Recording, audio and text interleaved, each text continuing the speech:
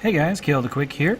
I'm working on Aegis Online, the online tabletop program. Lets you play D&D and other stuff with your friends, that type of thing.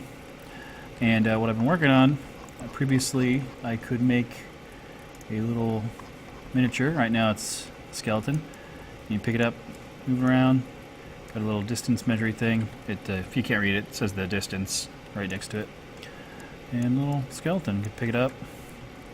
And it was really simple. I've been trying to expand it, and I have a new system that will be replacing that one. Where if I come over here, I have various mouse tools that I can use. This one just makes capsules, which, you know, it could be terrain or something. Or you just type in here what you want, and there's a list and other stuff behind the scenes going on, but you can make all kinds of different things. You just click where you want it, and it's there. So here, skeleton. Boop. Little skeleton dudes. Cube. Get your cube on.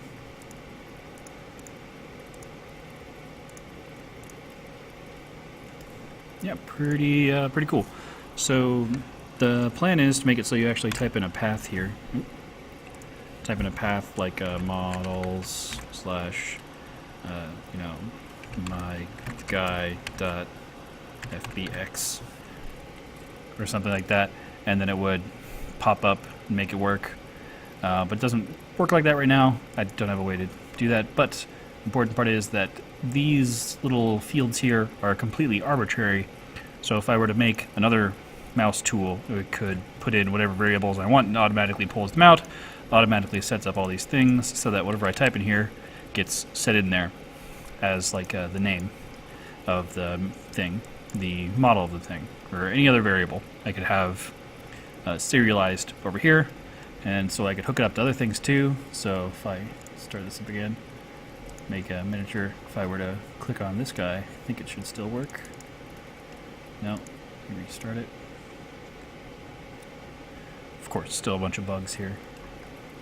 And this is the thing I was using before to make the miniatures, but it's obsolete now. So if I do that, yeah, pops up info in here. This is how we were doing it before. Very hard-coded in, that type of thing. See, now I can change his tint colors. Now he's an ice skeleton. Yeah. And that only worked with those very specific variables. But now, this thing, I can have a bunch of different objects here, and then it would automatically pull out all the different variables that I've set up behind the scenes, and then put them here so I can modify them. Let's make an igloo.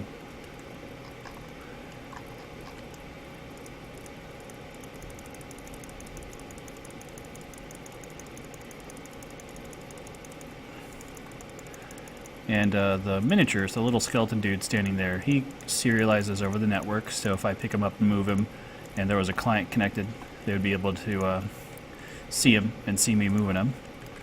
And these things are done, or the new things, so the little spheres I'm making right now, are simple enough that I could send those through the network very, very easily. Like, there's not a lot of data, just a couple of strings, which is big, but you only need to send it once to make it. Then you can just send updates for it. Let's close off this guy's house. And it's not really something you would expect for a tabletop game engine, but you can clearly build some pretty complicated things here. Let's see him a chimney. Boop, boop, boop. There's got a little chimney there. And if I go back to the play tool, this is the one that has a little cursor attached to it. I can pick them up, move around, and these are all physics-enabled objects, so I can just put them on there. I could measure the distance on top of there, so if you want, you can play your tabletop games where you have arbitrary distances around. I am working on a grid system. I had a video up earlier about a pathfinding system I got to work through the grid, and now I just need to figure out how to generate it and have all these objects provide the appropriate occlusion to movement through that. So yeah, we now have our ice skeleton in his little igloo with abundant grass around him. Fantastic. I'm Kale the Quick. Thanks for checking it out. Don't die.